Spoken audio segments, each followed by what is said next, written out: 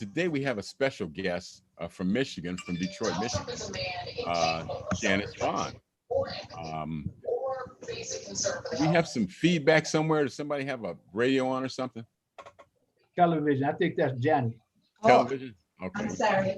Yo, TV, yeah.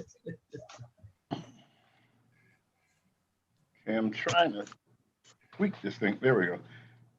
I don't know what's causing that feedback. We're live. We're live anyway, so try to fix as best you can. Okay. As I said, today we have a special guest, Janis Vaughn. Janis is a native Detroiter, presently lives in Oakland County, and she's a mother, grandmother, and great-grandmother. Family is very important to her, and she's been involved in the community for quite some time. She's went to school at Wayne State, Oakland Community College, and she's worked at Motown Records, Ford Motor Company, Kemp Klein Law Firm, and she also was a founder of Totally Sensual European Models, which was a multicultural fashion troupe that kind of spurred me to get into the entertainment business, because I said, if you could get 25 gorgeous women to follow you around, that's probably what I want to be in, you know? So it didn't quite work out that way for me, but you know, and still. So, you know, and she's You just ended up with one, and that's good. Yeah, I got one to follow me around, but now I'm following her around. You know, yeah, okay. After a while, they kind of flip the script on you. You guys know. Yeah, that's good. Yeah. I didn't want you to get in no trouble, see. I know, thanks, man. You know, that's the bad thing about being on video. It's there forever, man. Somebody can see it, you know, 10 years from now, and you can get busted thin. But anyway, Janis has retired from corporate settings, and she's pursues civic-minded and socially engaged endeavors.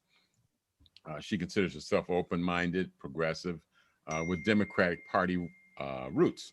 So today we're going to talk about voting. As you know, this less than 3 weeks from now, or what, about 3 weeks from now. 21 days. Yeah, 21 days. Yeah, Tuesday is the deadline. Early voting has started. I know Mike's voting absentee. Verle and I voted in person. Janis, have you voted yet? Yes, I did. I voted absentee drop-off ballot. Drop-off ballot. Okay. So if we're gonna tell people to vote, we have to vote. So we're covered. So nobody can say you guys didn't vote. So well, that's good. So you know, I'm gonna let Mike go ahead and say a few words, if you would be so kind. Yes, sir. You know, I've been voting since I was 18, so that's about 50 years of voting. I haven't missed any voting. If it was just like one of the minor elections, but all elections are major. You know, and that's the attitude that a lot of people have. Well, I don't need to vote because it's not voting for the president. Who really cares? Hypothetically, theoretically, if I'm a person that's, you know, just doesn't want to vote or just think it's just something that, you know, that is just unnecessary, why should I vote? Is that a question posed to Janis? Yes, it is. Why should you vote? Yeah, why should I vote? Well, you know, I actually feel that is a very, very provocative question. The reason that you should vote is because your vote does matter. Some people think, oh, you know, elections are rigged. They think that my vote really doesn't matter because of the Electoral College. They think that politics is dirty. So why would I want to participate? There are religious organizations that say we don't vote, we don't participate. Well, that same system that you choose not to participate in governs your life. So you should vote. Voting matters. It can impact your safety. We know it impacts our economics. It impacts the lives of our children, our families, our communities, and voting is essential. We've too long sat on the sidelines. We've done it far too long. We need to educate ourselves and we need to participate in the system. It is a system. It's a process. And like it or not, that's what we have to work with. So voting is essential. It's, please, go ahead. No, I was watching the news when the first day of voting, and I was really proud to see the first day there was a line around the corner, and I was just like, wow, this is really nice. They interviewed a lady that was standing in line, and what she said was, I'm from down south. We take voting serious for the people that have died and people have demonstrated to get the right to vote. I know Verle had mentioned that before too, that there's been a great price paid for us to have the right to vote. Oh, absolutely. And you know, when people take the vote for granted, I think sometimes what they don't realize is that you believe that because we have the right to vote, that you're always going to be able to have the right to vote. That's not necessarily true. The Voting Rights Act, believe it or not, is a renewable act. It's not set in stone. We're fortunate that the Voting Rights Act that was recently voted on carries us for 25 more years. So that act is not in jeopardy until 2031. But initially that wasn't the case. The Voting Rights Act, it took 95 years, believe it or not, to move us. 1875. That's right. I mean, so this is not a guarantee. We should never become complacent. We've seen what that cost us. We're fighting for our lives, literally, for our lives with this election. And people that don't get that really think, oh, politics doesn't really matter. I have family members, you're going to get mad, so I'm not going to mention names, that just really call them out. No, I can't. Call them out. Call them out. Already. I got your back. I got your back. Yeah, you'd have to come here and have it too. I'll be there. Yeah, I mean, they opt out. Yeah. They opt out. Yeah. Verle, Yes. can you speak about some of the consequences of not voting? Well, you know, just in your question, that's the thing. Elections do have consequences, you know, and we're going to decide a lot of things. The judges, who's going to affect our quality of life, how much money our communities get, things like this, you know. Yes. But we're having a problem now, I think, reaching young people, and it's so important that not only young people get involved, that we help them get involved, because young people make up 50% of the voting population, although statistics show that usually the older people are the ones that vote, and young people are just kind of apathetic. They can say, well, you know, it's not going to matter one way or the other. So I think the thing is, voting is not just for that moment. Voting is a year-round thing, and not just the act of being in the booth and picking candidates, but holding them accountable, holding their feet to the fire. And I think it's our job. The older people, we're kind of like the generals, you know, in this war, and the young folks are the foot soldiers. So we have to provide some guidance and show them that, hey, we want to hold them to the fire, and when we're gone, we want you to do the same thing. Because otherwise, our rights will just be eroded. You know, somebody like number 45 gets in there and, you know, just kind of does what he wants to do. But, you know, it's long-term consequences, and we got to think long-term. You know what's interesting? They're like groups like the Japanese, you don't really see them being that vocal. Asians, you know, they kind of don't care who is in office because they've got the money. But politicians, they pay attention to votes and money, you know. So that's the other thing. And sometimes they go hand in hand. Oh, absolutely. That's what I'm saying. Yeah. So we got to solidify, in addition to voting, our economic base. And, you know, Trump has made promises, I had to make promises, but who's never in there. We have to make sure they do it so we can pass on some generational wealth. And when folks have money, like they say, Black lives matter, Black dollars matter, Black votes matter, you know, we've got to say, okay, we want this a certain way, but we've got to stay on it to see that it goes all the way through. Can I say something? Yes. Absolutely. The thing is that if our vote did not matter, why they spend so much time, so much money to try to suppress it? That's right. Exactly. That's If right. you got any common sense to figure that out, you'd be like, hey, let me go ahead and vote because see, my vote do matter. Because we talked about last time we talked about how Trump went through the computer and got computerized and got the deterrence. He had targeted people to not send negative ads to their community, trying to get them not to vote, and people fell for it. Yeah, I And think that's true. they That's calculated true. if he could get 3.5 million black people to stay away from the polls, he could get reelected. So everything they've been doing has been to discourage people from voting. Yeah, you know what's interesting to show you the importance of voting. I remember you guys remember George Wallace, I'm sure, and he's the man who stood in front of a college, the University of Georgia, and barred black people from entering. His motto, and he had a little button on, I remember, it was about the size of this voting thing, and it said, "No nigger, never." But years later, to show you the power Segregation of- now, segregation tomorrow, segregation forever. I remember that. yeah. He also had the "No nigger, never" one. But one of the interesting things was, years later, after he got shot, and a whole bunch of things had happened, he ended up crowning a black homecoming queen at the University of Georgia. I remember that. Yeah. And he was being interviewed on Larry King's show once before, and I remember him saying, Larry King asked him, he said, "Well, what changed your mind and your position?" He said, "Blacks started voting." I mean, this man was a racist, segregationist, like you would have on steroids, like you've never seen. That vote. Yeah. Well, you have a lot of yeah. you have a lot of politicians that will go any way the wind blows just so they can get elected. Right. Yes.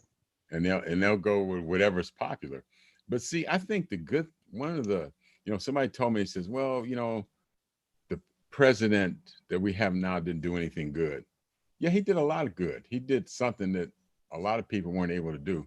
That he woke everybody up. Right.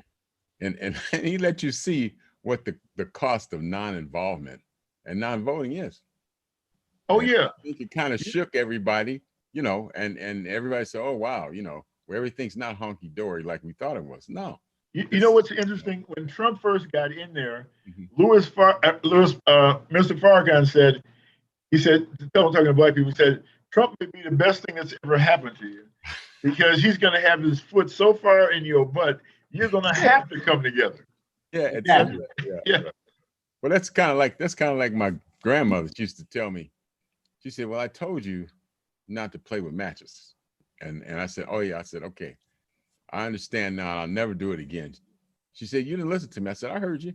She said, no. She said, you don't ever listen until you get your butt whipped. She said, now go outside and give me a stretch.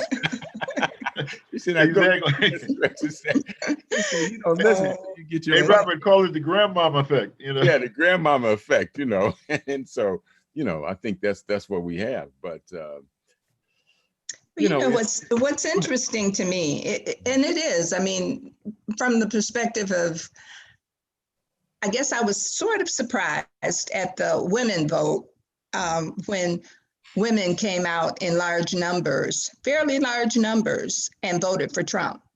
I mean, the trends that we've seen shift now, and the ideology that Trump has somehow managed, just like a magician, to pull the wool over people's eyes, over voters' eyes. He's a con man.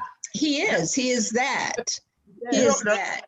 That's interesting. Excuse me, I just want to jump in off of something you just said. That women had overwhelmingly supported Trump in the last election.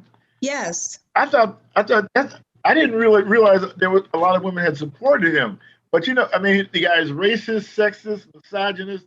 I mean, what? Oh, it was mind-boggling to many women, and being a Black woman, of course, and talking to women, and there are Black voters that support Trump. I mean, we know that. We know that. I live in a predominantly Jewish neighborhood here in Michigan. I'm going to say probably 70% of my neighbors are Jewish. And it's interesting to see the Trump signs that were out in 2016 in that election period versus the 3 that are out now. So, yeah, I mean, but you've got to be hopeful. I think that we would do ourselves a disservice if we take it for granted that this election is a Biden-Harris triumph. The Electoral College, as we know, took over the popular vote. It had only done that in 4 prior elections. Had the Electoral College ever had to vote against the popular vote, ever went against the popular vote? What do you think about the Electoral College? 2 of them was in our lifetime. It was. That's right. It was Bush and this one. Yeah. But Yes. Janis, let me ask you, what do you think of the Electoral College? I understand why it was established. It was a compromise, you know, between the popular vote and just having the Senate put in a president. Well, see, the thing is, but that's no longer. That's right. I'm sorry, but that's no longer, to me, a plausible alternative for voting. Yeah, what I heard once about it was that they wanted to make sure that there was supposed to be this broad representation, because they said, like, if you get a state like Texas, and you know they went all because so many people are California, so they basically can control the popular vote. The presidents will always come from there, so they felt like this way is more even. Well, what happened with the electoral, that was the first college before the voting, because Washington when they had the first election, George Washington, there were 69 electoral votes, and he was the only president that got your unanimous decision. But that's what it, and they based it on how the landowners went. They gave these areas certain amount after they would vote, and then electoral college would say, okay, then, well, you know, this person or these people has so much land, so they get so many electoral votes. But that's the same thing now. But we don't need that. You know, I get stuff in my email all the time, you know, sign this petition to get rid of electoral votes, but it was established first. It was, it was. And what people don't realize, I mean, really, when we cast our popular vote, if we are looking ever to change that process, we still got to participate in the general election, because we can't do it otherwise. When we are casting a vote, you can't do it outside of that structure. Exactly. So for people that say, oh, well, my vote doesn't really count, to hell it does. It counts a lot. You know, it counts a lot. And so that's how Trump got in, because 2 of the major states that had, you know, because you remember before they went into the last month, that Hillary had she had commitment from all these electoral votes, and they was like, oh, she's gonna breeze through there. And then after that weekend where they put all that stuff about, you know, about her and everything, it flipped. It flipped because you know, they call it the unfaithful vote. They call it the unfaithful electors. You know, those people that cast their electoral votes, they became disenfranchised and disillusioned with Hillary, and which they don't generally do, but you can change your vote. Right. And that's what the electors did. They changed that vote. It's what, 538? My thing is that, you know, where's WikiLeaks when you need them? We need to expose these people. Let's say WikiLeaks. I want the address. Yeah. WikiLeaks. I want the address. Better leak that. WikiLeaks was something that the GRU, which is the Russian CIA, set up Right. to put out false information. We used to rule when it came to propaganda and all that stuff, but we've fallen behind. You know, we're not number one. The United States is not number one anymore in intelligence activities. We're still pretty good, but you know, we're just kind of catching up, and we've caught up with cyber. You know, but yes. the WikiLeaks, and I know I used to, oh yeah, let's see what WikiLeaks got. And everything Right. WikiLeaks had was against Democrats and was for Republicans. And I didn't realize that, Bob. Oh man, the WikiLeaks would get information from the GRU, which is the Russian CIA, and they would give information like Hillary Clinton's emails that came from there. John Podesta's emails, the DNC, the GRU hacked his emails and gave it to WikiLeaks. They hacked somebody else's email. Who was it? They hacked a bunch of stuff, and that's really what turned the election, because when they gave that information to WikiLeaks and all the stuff came about how everybody at the DNC was working against Bernie, that turned all the Bernie bros off, and they didn't vote for Hillary. A lot of them flipped and voted for Trump. 20% of the Bernie people voted for Trump after all that information came out about how, the DNC was trying to fix the election for Hillary. Wow. They probably were, and that's what's probably they were, they were without a doubt. They had the emails. Now, if you listen to Bernie Sanders, that man is presidential. Oh, I like Bernie. I was a Bernie supporter. Go I was too. See, I tell you something else. People tend to forget that a lot of problems we have are not, they're not all Trump's fault. A lot of problems we have. Oh yeah. Are because of the system. It's because of capitalism. Capitalism. So true. We talked about this about a month ago with our show.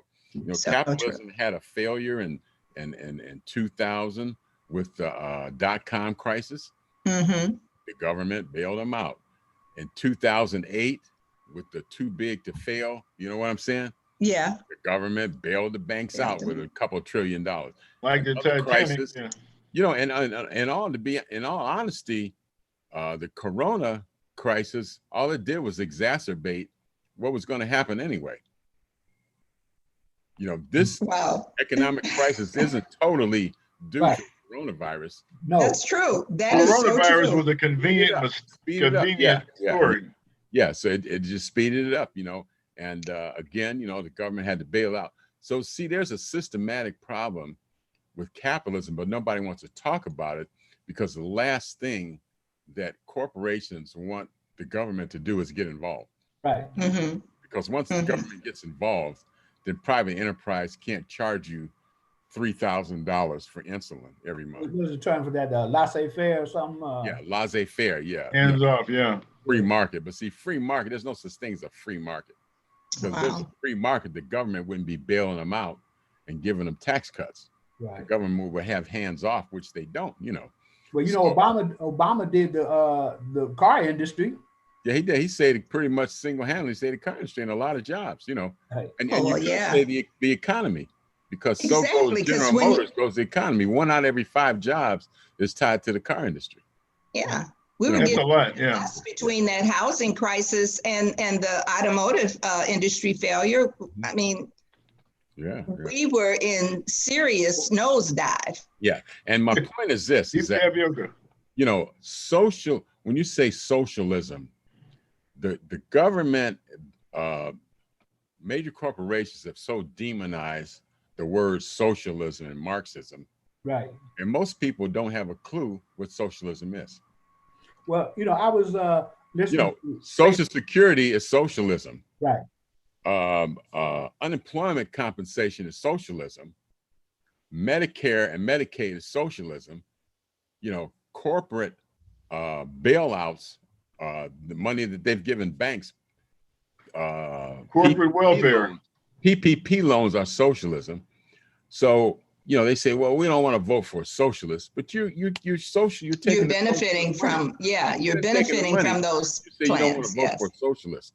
And I think a lot of people, capitalism is coming to an end. All these different systems run their course. And we had spoken about this. Right. They all run their course: slavery, mercantilism, feudalism. They born, they flourish, and then they die. You know what I'm saying? And a lot of people feel that capitalism is kind of like on its last leg. It's got to be, because, think about it, Robert.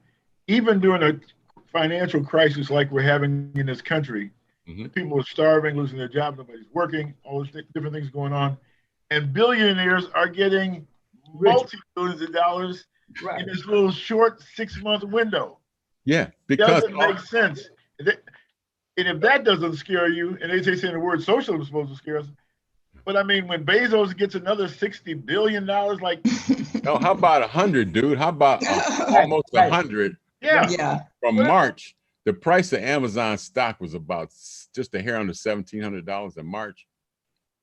By September, it was over $3,300. It almost doubled. Share. He made almost another $100 billion. Elon Musk tripled his net worth from about 40 to about 120 billion. Yeah, and that's the same thing. time, 1/10 of 1% yeah, gets all that money. Yeah. Well, see, at the same time, people do not have jobs. They don't have enough to eat. Now, you can't tell somebody, you can't explain that away and say that's okay. Yeah. Well, you can't. You really can't. You can't say, well, I'm not a socialist and I'm not for. But see, all socialism means is that things are a little more equitable. Right. You know, that they have countries now that where the corporations are owned by the workers. Yeah. You look We at have a few here too. You look at some of the Yeah, we do. stuff like Kuwait, where all the oil profits go to the people. You know, they get they get cars, they get houses, they get education. You know, and that's what Gaddafi had. Remember? Right. Yeah, he did. But see, this is what even here, you know, what you gonna do with $100 billion in profits, you know? And then you sit up there and say, okay, then well, we can do this, we can do that, but it's not helping anybody but them. And the thing is, I read an article that Bezos could give each and one of his employees, every one of them, $103,000 a piece, and still be rich out of your mind. Still have as much money as he had in February. Absolutely, Still be the richest guy in the world. Yeah. He got 900,000 employees for him. Right. You know, they forgot that old adage where much is given, much is required. You know, they just want more and more. And it's not. That's the way the system is set up. Right. So you can become more efficient, and the money gets concentrated at the top. The rich get richer. You have to have an underclass for the top to stand on and make money from, and eventually the middle class goes away, and that's what we're seeing now. But you know, what really kind of concerns me, because I mean, we know these things. We really do know them at a very gut level in our everyday walk. You know, we know this. Right. But I don't know where the true Black wealth, how it's going to build and how it's going to spread. Well, I think how is it going to spread and build? Well, first of all, you need, and this is one thing I read an article today about Killer Mike. He's got a new bank. I read that. First of all, you have to have a banks that will give you money, so that you can be entrepreneurial or do whatever. You have to have banks, and we know that typically banks don't give Black people money equitably. Right. That they do, and a lot of it's by zip code. I used to be in the car business, and I'd sell like high-end cars for $300,000 and $400,000 sometimes. Yeah. And I'd give them this. Both of them have a 760 credit score, make about $600,000-$700,000 a year, and ones in certain zip codes would get approved, and the other ones wouldn't. It's still redlining. There's no explanation for that. Yeah. But the problem I think with Black people and where this thing is going and how we're going to do this, we have to some kind of way come together. Just think about every Sunday, millions of dollars goes across these church collection plates, and we put it in white banks that will not lend us money, will not lend us our money. They're going to give it to some white person they don't even know has not, may have just been one generation over in the United States. But see, they don't want us to have any generational wealth. So we have to take this into our own hands. Garvey said it. Elijah Muhammad said it. Yes. So I don't know if you've ever had this occur to you. I just, because I bank with the larger banking institutions. So I just recently, within the past year, actually since Black Lives Matter, to tell you the truth, decided to move some money into the Black bank here. And when I decided to do that, in talking to others, because you put the information out there, in talking to others, do you know the skepticism about putting their money in a Black bank, even though I photographed all of the bio information, Right. forwarded, and these banks are not new. They've been around for a while. Yeah. But why are we so reluctant? Fearful. It's that slave syndrome. That's Yeah. mentality. Oh my gosh. It's that slave mentality. That's Even though we something- forget that these big banks just failed a few years ago and had to get Yes. bailed out. How many accountants, how many economists, and they still can't manage their money? Somebody is stealing. But we got to, Black people need to do. I know it's not going to happen overnight. Take some of your money out and put half of it in a Black bank. Why That will not? change things. Who's going to Significantly. train our young kids to be bank managers? Right. And give Yeah. them a chance. In Chicago, they got one of the biggest, most successful Black banks that, in the United States. I Mhm. forget the name of it, but I had an account there when I lived there, and they're still there. And when all the other banks failed doing that thing, man, they was solid, And I'm saying, just like you say, it's that slave mentality, that thing with the Willie Lynch speech and all that stuff. You have to go back, and the thing is that Black people don't trust each other, because see. Right. I was on a Zoom with my fraternity, and we got our 50th anniversary coming up next year. And I said, well, can we put the money up now? Can we pay ours now? Get it out the way. And one of the brothers said, no, man, because somebody might mess with the money, might steal the money. I said, look, y'all my frat brothers. If I even thought that y'all would take advantage of me like that, I wouldn't even be here. I would get out. I might as well hang up now. Because see, a lot of that is from being poor. Right. A lot of that's because your economic situation. You know what I'm saying? Right. The other thing, and a lot of that is from not having, not being educated in terms of money. So like $100,000 is already insured, just like the white banks. Exactly. But you remember, it's already. the Black bank here with Bustamante now. It failed because he was loaning people money, trying to get the people there, and the people were defaulting on the loans till basically the bank went bankrupt. Yeah, it did. Yeah, he did. He some other shady things. Yeah. But he was in the Cleveland club. Yeah, and you might say, might ask, what does that have to do with voting? Well, one of the things that voting impacts is legislation. Right. And legislation affects you in a lot of different ways.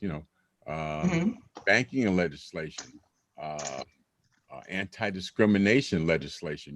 When banks, you remember, everybody knows about redlining. Yeah. Right. A lot of these things were cured by legislation because people voted. And let me tell you this. Here when again, you finish, I want to say something. Uh-huh.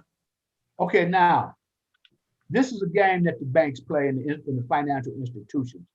When you go get a car, they'll give the Caucasians or people with great credit and all that stuff. Not only the Caucasians, but they'll give them the great grit, like 2 to 5%. Mm-hmm. But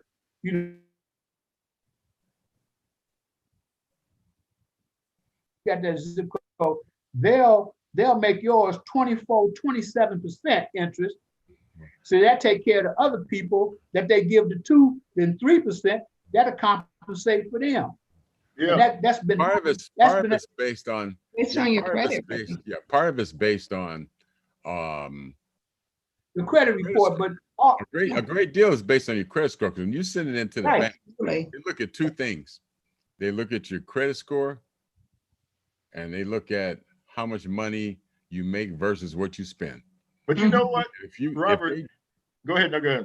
Sorry. If they make the judgment that you have enough money to cover that debt, usually you'll get the same rate as anybody else. But what happens is a lot of the car dealerships, what they will do, the black customers that say, well, you know what? A car dealer adds what's called points onto the loan, where they may get a loan for, your credit score and a non-black person's credit score. The interest rate may be 2%, but maybe for you, they might add 2 or 3% on. Right. But the other person probably knows better. That's just like, when you go to lease a car, when you lease a car, they give you what's called a money factor. It says your money factor is 0.0526. You say, oh man, that's great. And you ask somebody and they have no idea what a money factor is. Right. Well, a money factor, if you multiply a money factor by 2,400, you get an interest rate. You get what?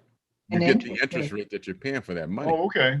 So you may look at like 0.09 or 0.05 or 0.06. You say, oh, that's a great rate, for a money factor. That's the cost of the money. But if you multiply it by 2,400, it may come out to 18 or 19%. But see, people don't know that. So they play a lot of games. But people that are better educated, they know better. So they'll sit there with their calculator and say, oh, this money. But, the person who hasn't had a lot of experience in dealing with financial issues and money issues, they don't know any better. So what happens a lot of time, you may get the same rate from the bank or you may not, but typically you do. But the dealership will then add on what they add on in terms of what they think they can get away with, I would love to see, I would love to see, real life lessons like that, Bob,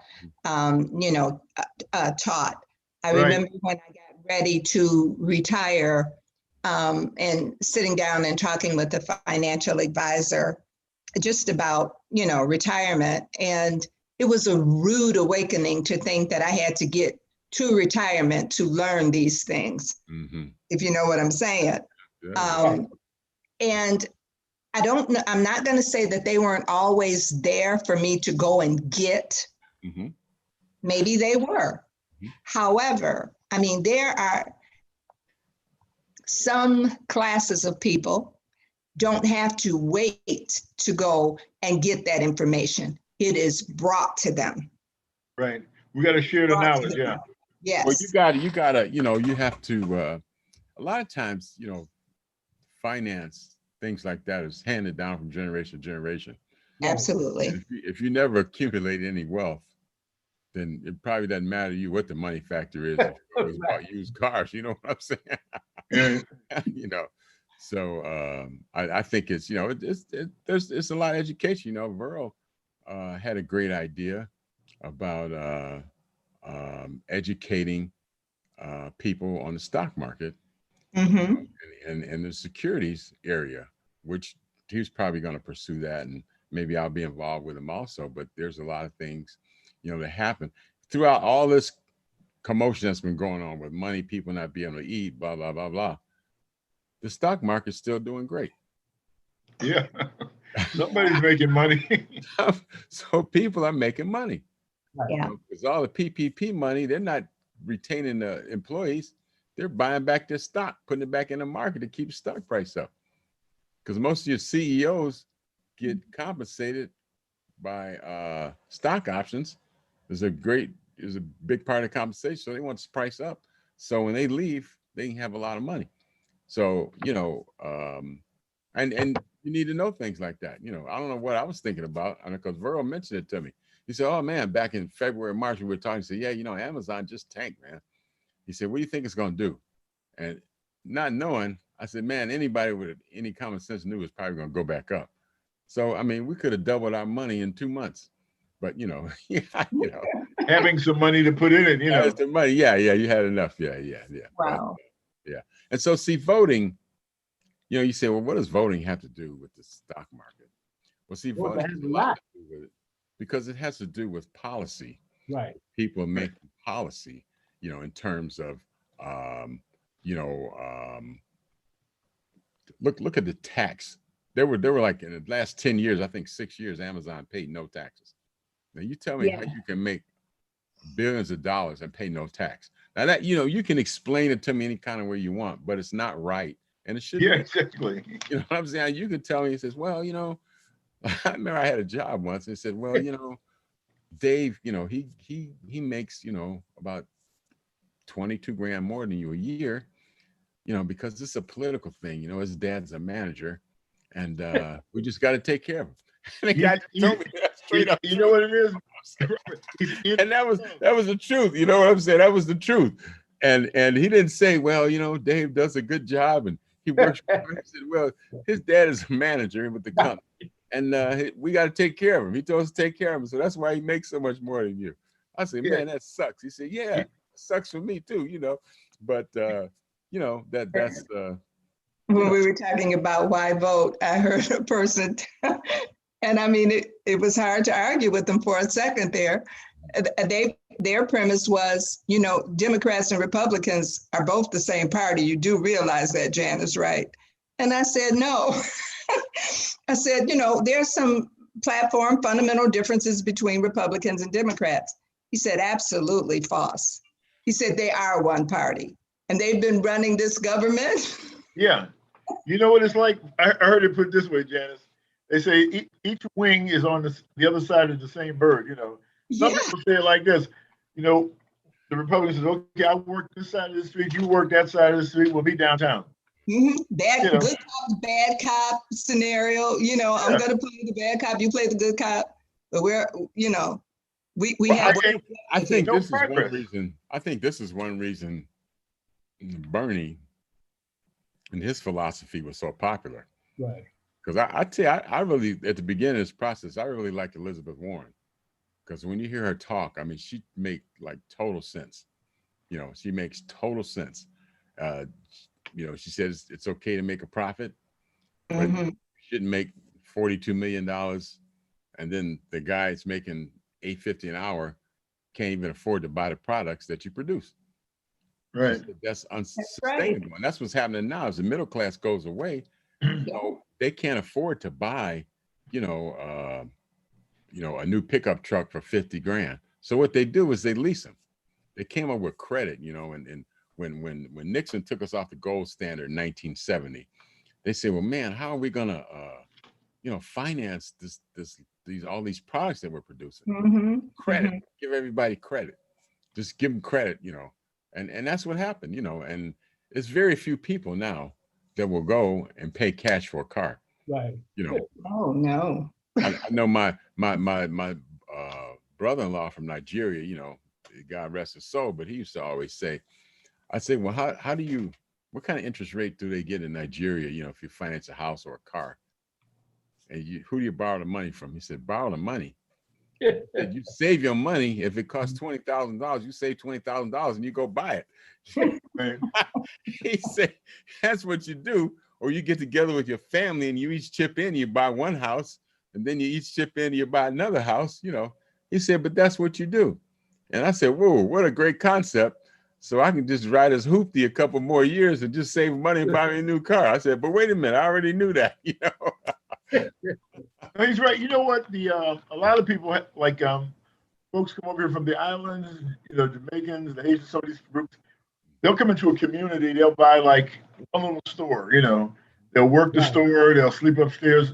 Next thing they had a building next to it, and the next to it. Then finally they own the whole block. You know, but they'll work together. Mexicans do it too. Yeah, they do. Yeah, they do. Yeah, they do. Together. Yeah. I had a friend I worked with. General Motors. He was from Germany. Him and 5 other families came over from Germany. It was 6 of them. And so what they would do, they all got jobs because they were, you know, like machinists, and one guy operated computer CAD CAM, you know, so they had some skills, you know, they went to, I guess, like a technical school in Germany, you know, and got some skills. So they all worked in, you know, General Motors, Ford. They worked in big companies, had good. But what they did was when they came over, they rented like a large barn out in the country, and they chopped it up and made it big enough for 6 families, and they all kind of lived there communally. And then what they did was after work, they would go work on a house. So they built one house for one guy, you know, and each of them would chip in money every week. And then he moved out, and then the next year they would build another house. Probably in about 5 years, they had built houses for all 6 families. They had a city. And they were all paid for, Right. you know. Yes, Like the yes, Amish do, you know. I was like, man, that's really pretty cool, you know. I said, it's you know, very but cool. it's, you know, it's part of Nguza Saba, you know, collective economics. I think that's one of the principles of Kwanzaa is collective economics. You guys correct me if I'm wrong, but I don't know. I think that's it. Yeah, but I think that's one of the principles, you know, is It collective. is, yes. Yeah, but you know, voting, you know, is how you it's exercising power. I mean, you have a power. There's a power to vote, you know, and there's power vested in your vote. And when you don't vote, you relinquish that power to somebody else. Exactly. You know, you don't. Well, you know, it goes back to what we were saying before. And like I said, I'm not picking on one particular religious group, but there's a lot of religious groups that, you know, don't. And just like Janis said, which we had said before, is that these people that you're not voting for, they control your life anyway, you know? So why you drop out of voting or don't, you know, because a lot of people, you know, embrace that religion or something. And then they say, well, one of the things we can't vote. And I'm saying, okay, but you're American and, you know, the taxes and I can't see it. You know? Let me ask you this. Now, let's just take that one step further. Okay, what about after the election? That was what I was hoping you would bring us to. All right, because we got about 15 minutes left. So let's talk about engagement. What about after the election? Yes. I'm so glad you brought us to this, because it's not enough that we just come together with a force as Dems and women voters and Black voters are trying to do to unseat this current president. And I don't care what side, I mean, who knows? Some people that are watching this could very well be casting their vote for Donald Trump. But whatever it is that you decide to do with your vote, moving forward is where we need to focus now, because November the 3rd is going to come and go. And we are going to have an elected president. What will not change significantly, perhaps, is our income. Like, we're talking about money. We've got to deal with policing. We are talking about police brutality. We've got to deal with this whole disparity in the amount of money that taxpayers pay. Don't forget COVID. Don't forget COVID-19. And of course, and COVID. I saw a public notice. It was posted, and it said that due to the recent budget cuts, due to the rising cost of electricity, gas, and oil, that the light at the end of the tunnel, and because of COVID, the light at the end of the tunnel is being turned off. Hey. Worse than that, it's an oncoming train. Yes. Hey, but see, the thing is that what we got to realize is that there's a new normal coming, and the thing is that I heard something on TV today where they were saying that next year there are not going to be any raises. There are going to be very few people that's going to get raises because, you know, the companies have, you know, streamlined, and then again, you know, a lot of companies had a lot of fat. You know, they have, you know, their cousins and this person and that person, you know, that they gave jobs and made up jobs for, and just because, you know, sometimes you hear somebody on a job and they say, well, I'm this and this, and you like, I never heard of that job. How did they get that? Where did they train for that? You know, but that's the thing, and those jobs are going to be eliminated. The one thing that we have to do, win or lose, whoever your candidate is, win or lose, we're going to have more people that are registrars, and then we have to go around registering people and keeping them engaged in voting. I think this, like you said, Farrakhan said, it's going to be an eye opener for, for us today. But this is where we at, because we can change things if we vote. We can change things. We got to be part of the system to change the system, and we have to have an active plan to change it, which means that we have to go out and we have to recruit people, and we have to tell them, like, hey, we need this, and we need to vote in every election. And we need to, to start somebody open up a new club, or they got the weed man down there, they pass that on. We need to get out of that stuff. We need to get in and be more politically involved in what's going on with this city, this state, this county, this America. We have to. Yeah, you have to be, and being involved means being involved politically. It means going to school board meetings. Right. Council meeting. Yeah, going to council meetings. I know this was years ago, we started an organization and Shaker called Moreland on the Move. Yeah, I remember that. What we did, Sebring Hager and I started, what we did was we're going to have 2 people at every council meeting, 2 people at every, because see, Shaker is run by all these committees, the police and fire committee, the service committee, the safety committee. We're going to have people monitor all these committee meetings because that's where everything gets done. Oh, okay. And a lot of things would happen, the planning commission, which I eventually was served on, they were planning on doing things and people wouldn't even know about them because they didn't have any involvement or representation at that committee. Mm-hmm. Come to find out, it was a handful of people that was calling all the shots. Right. Well, it always is, yeah. Remember they was talking about bringing I-490 through Shaker on the 480. top. Yeah, 480. Yeah. And they was like, no, we're not going to do that. They're not going to do that because the guy that built 480, Horvitz, he used to live in Shaker. Right. And that was the most economical place to bring it. They said, no, we're not going to bring it to Shaker. We'll take it around, Right. Put it on leave, yeah. That's a major interchange, Janis, that goes from the east side to the west side. West side. Mm-hmm. Which, Cleveland has been one of the most segregated cities, and typically minorities lived on the east side and non-minorities lived on the west side. And, it was to get to the airport, used to be a 2-hour drive. So we built 480 to connect the east and the west side.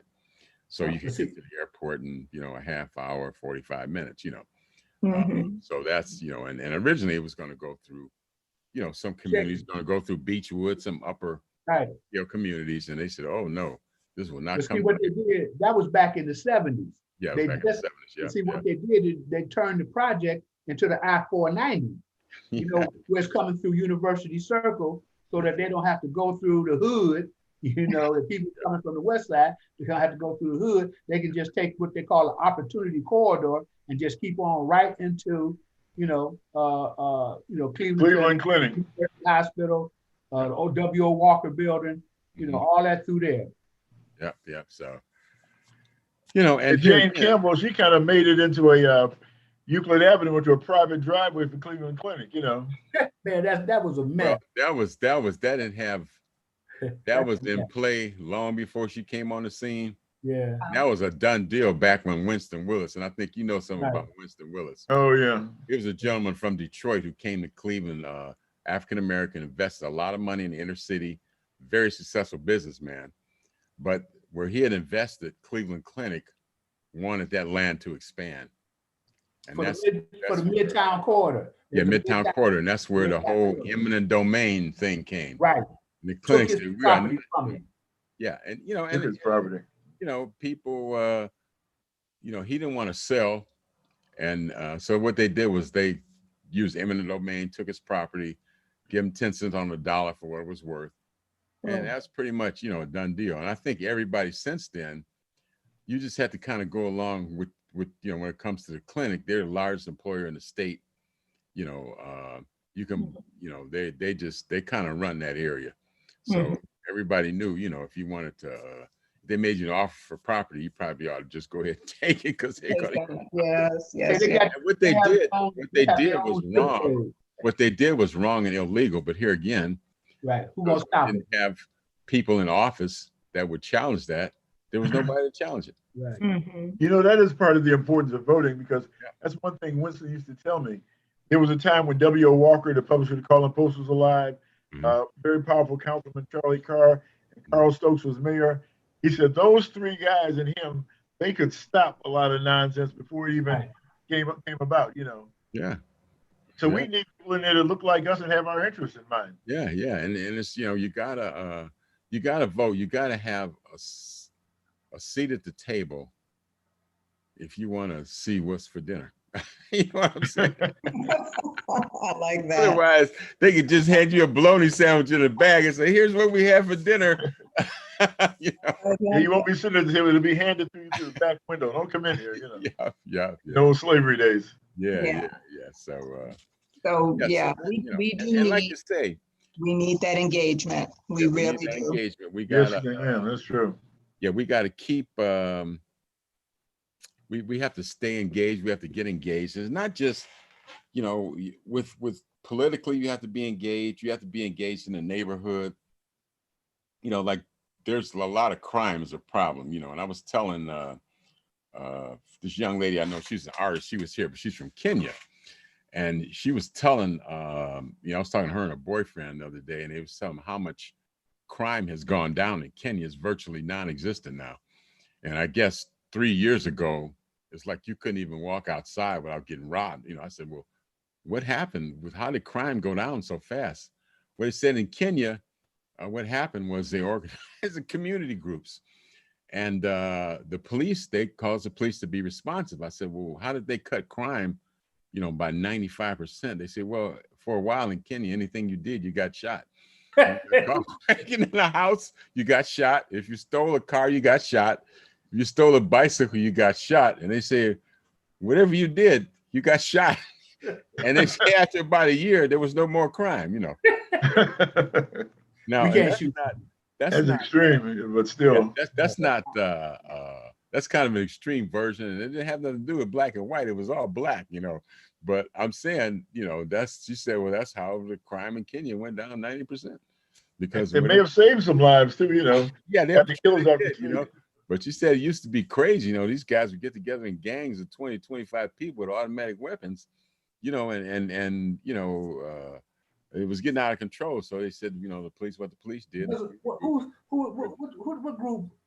The group that were kidnapping the chicks in Africa, the young ladies. Boca something. Yeah, they're supposed to be Muslim. Yeah, Boko Haram. Yeah. I don't think they're really Muslims, are they, Verle? Or they're just bad? Well, you know, there's a lot of different interpretations of Islam. You know, people are pretty extreme, some more moderate, and some like kind of off the chain like that. You know, because there's nowhere in the Quran or any of the hadiths that can justify that kind of behavior. You know. Yeah. But you know, here we go with the voting and stuff again. You know, it's just like, you know, what happened to Winston, what happened to a lot of people. You know, look at the people who in the gentrification and all that. They moving minorities out of minority areas and putting condos and stuff that's $150,000, $200,000 a piece and stuff right across the street from where you grew up, bro. You know, them houses are $750,000. But you know what? That's what happened. They $700,000. That's one of the things that happens when you don't own property. You know, in Atlanta, Killer Mike and T.I. bought a lot of property on the north side of Atlanta, just so they could stop that. Killer Mike also just started a black bank, right? You know, so I think, you know, that's on the right track, because you can, if you don't own the property, if you rent and you don't own the property, you know, and you won't own the property unless you get a bank that's willing to lend you the money. Yeah, you won't be building any equity. Yeah. So here again, you know, voting or not voting has consequences, you know, and I think you just have to go along with it. Well, hey, you know, our time is about up, but, you know, the audience, we certainly thank you for yours, and I appreciate the guests we had on today. So Verle, you want to close us out with a thought, or? Yeah, let me do it. with regard to the voting, it's everyone to keep in mind that first of all, elections have consequences. Not voting is giving up your voice. It's our money that's being affected. Voting is our opportunity for change, and the community depends upon what we do. And also, finally, democracy is based on the conviction that there are extraordinary possibilities in ordinary people. So everybody participate. All right. Janice, you got a few closing remark? My closing remark is to stay optimistic, get engaged. If you're not engaged, there's so many opportunities out there for us now. If you're not sure, if you're not participating in an organization, find one, do it, get engaged, and stay engaged. Okay, right. Mike? Yeah. Amen. I want to thank everybody for tuning in, and I hope you're getting the messages and passing it on to your families to vote. And those people who feel that they vote don't count, let's vote and see what happens. Just hope. And then if it doesn't happen like you're supposed to, then let's get involved and make it happen. And vote them out. Yep. Right. And I would just say, vote, get involved, stay involved. The job's not over after election, regardless of who wins. Really, we still got a ton of work to do, and let's we got the grandmama syndrome. We're listening now because we got a butts whipped. So let's do something. So with that, I'll like I say once again, we appreciate your time. Ours is up, and we thank you for yours. So have a great day, and make sure you vote. Thank you for having me, Bob. All right. Thanks, Janice.